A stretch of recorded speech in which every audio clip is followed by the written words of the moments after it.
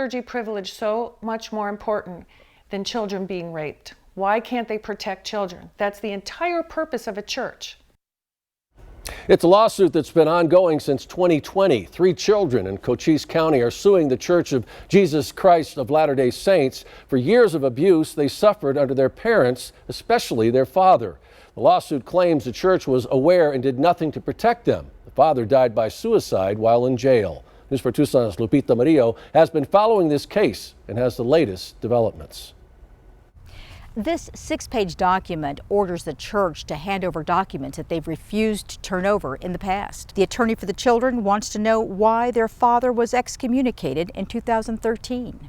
The church claims everything is secret, everything, because of clergy privilege. Lynn Cadigan represents 3 of the 6 children of Paul and Lisa Adams. For nearly 2 years, Cadigan has wanted to question the church members involved in the decision to ban Adams from the church. This court found that the clergy privilege was waived and the church has to turn over records and has to allow witnesses to testify. Nancy Salomon adopted the oldest of the 6 children and says this recent ruling gives her daughter hope and strength. She says her daughter is very brave. Instead of hiding it, instead of covering it up, instead of hiding from it, she's now able to step out and say, I want this to change, and it needs to change, and not just for me, but for others.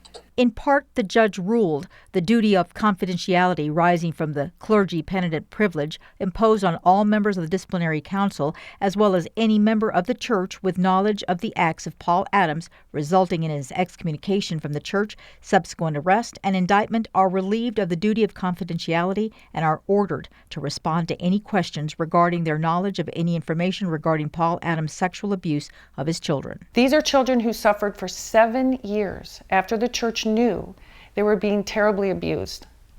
This has to change. The members want it changed, and that's what my clients want. Now Nancy's daughter's passion is to speak for the voiceless. Her fight is for many, many children. And many, many people who have been through something like this. And the response we're getting is that she's not alone, and it happens far more than we realize. And this needs to stop, and it needs to stop now.